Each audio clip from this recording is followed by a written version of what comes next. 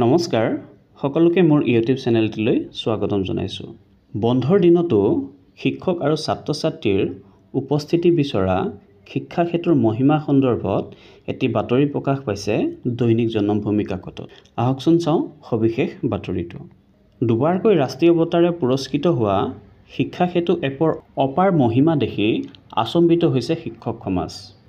চৰকাৰী বন্ধৰ দিনতো প্ৰধান শিক্ষকলৈ কৈফিয়ত বিচাৰি সমগ্ৰ শিক্ষাই মেছেজ প্ৰেৰণ কৰা কাৰ্যই এপটোত থকা আশোহাহৰ কথা পুনৰ প্ৰতিফলিত হোৱাত শিক্ষক সমাজে প্ৰতিক্ৰিয়া প্ৰকাশ কৰিছে। কালি শ্ৰীমন্ত শংকৰদেৱৰ তিৰোভাৱ তিথি উপলক্ষে ৰাজ্য চৰকাৰৰ বন্ধৰ দিন আছিল। শিক্ষানুষ্ঠানসমূহত স্বাভাৱিকভাৱেই শিক্ষক শিক্ষাৰ্থী অনুপস্থিত আছিল। কিন্তু আশ্চৰ্যকৰ বিষয়টো হৈছে বিদ্যালয়ৰ প্ৰধান শিক্ষকসকলক কালি শিক্ষা বিভাগৰ সমগ্ৰ শিক্ষা মিছনৰ পৰা এপটোৰ দ্বাৰা বাৰ্তা প্ৰেৰণ কৰা হ'ল যে আজি আপোনাৰ বিদ্যালয়ৰ শিক্ষক শিক্ষাৰ্থীৰ উপস্থিতি লোৱা নাই। সোনকালে এই কাৰ্য সম্পাদন কৰক। সদৌ অসম সন্মিলিত শিক্ষক মঞ্চৰ মুখ্য সভাপতি ৰঞ্জিত বৰঠাকুৰ আৰু মুখ্য সম্পাদক উৎপল চক্ৰৱৰ্তীয়ে আজি বিবৃতিত উল্লেখ কৰে যে দুবাৰকৈ ৰাষ্ট্ৰীয় বঁটাৰে পুৰস্কৃত হোৱা শিক্ষা সেতু এপৰ বিচিত্ৰ মহিমাৰ অন্ত নাই। শিক্ষা ক্ষেত্ৰৰ বিসংগতিৰ সন্দৰ্ভত শিক্ষক সমাজে দীৰ্ঘদিন ধৰি চিঞৰি আহিছে। ইয়াৰ নিৰাময়ৰ বাবে শিক্ষক সমাজে দাবী উত্থাপন কৰি আহিছে। আশোহা চিনাক্ত কৰি ত্ৰুটিমুক্ত কৰাৰ বাবে মুখ্যমন্ত্ৰীয়ে 4জনীয়া বিশেষজ্ঞ সমিতি গঠন কৰি দিছিল। শিশু বিশেষজ্ঞ সমিতিৰ প্ৰতিবেদন আজিও ৰাজহুৱা নহ'ল। তাৰ পৰিৱৰ্তে বাৰে বাৰে এনে নিত্য নতুন বিসংগতি ওলাই আছে। সন্মিলিত শিক্ষক মঞ্চৰ মুখ্য সভাপতি আৰু মুখ্য সম্পাদকে আৰু কয় যে শিক্ষক দিৱসৰ তেজপুৰত অনুষ্ঠিত হ'বলগীয়া কেন্দ্ৰীয় অনুষ্ঠানতে এই বছৰৰ কৃতি শিক্ষকৰ বঁটা লাভ কৰিব লগা আৰু ইতিমধ্যে ৰাষ্ট্ৰীয় কৃতি শিক্ষকৰ বঁটা প্ৰাপকসকলক চাকৰি কাৰ্যকাল বৃদ্ধিৰ নিৰ্দেশনা বঁটাৰ লগতে প্ৰদান কৰিব লাগে।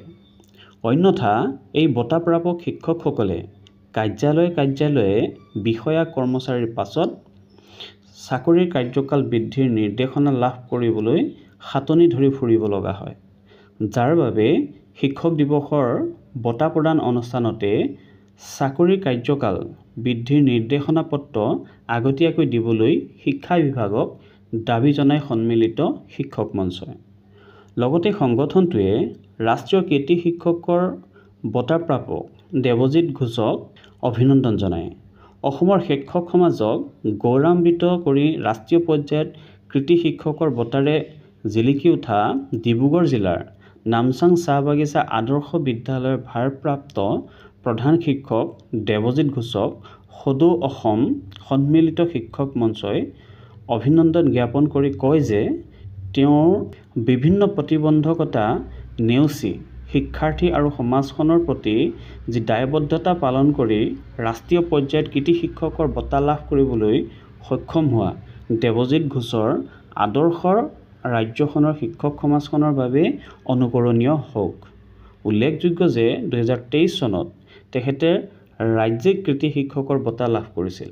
বিবৃতিটোত সদৌ অসম সন্মিলিত শিক্ষক মঞ্চৰ মুখ্য সভাপতি বৰঠাকুৰ আৰু মুখ্য সম্পাদক চক্ৰৱৰ্তীয়ে পুনৰ দোহাৰে যে দীৰ্ঘদিনে শিক্ষক সমাজ আৰ্জিত ছুটিকে ধৰি অনুকম্পামূলক ছুটি, চিকিৎসাজনিত ছুটি, পিতৃ মাতৃৰ বিয়োগত বিশেষ ছুটি আদি ক্ষেত্ৰত চূড়ান্ত কাৰ্যকাৰী সিদ্ধান্ত গ্ৰহণ কৰাৰ প্ৰতিশ্ৰুতি একাধিকবাৰ ৰাজহুৱাকৈ ঘোষণাৰ পাছতো আজিলৈকে অনিশ্চিত হৈ থাকিল।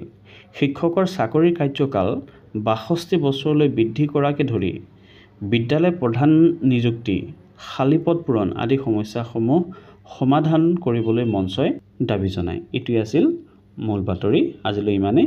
ভিডিঅ'টি লাইক কৰিব, শ্বেয়াৰ কৰিব আৰু এনেধৰণৰ বা বাতৰি পাই থাকিবৰ কাৰণে চেনেলটি ছাবস্ক্ৰাইব কৰিব। ধন্যবাদ।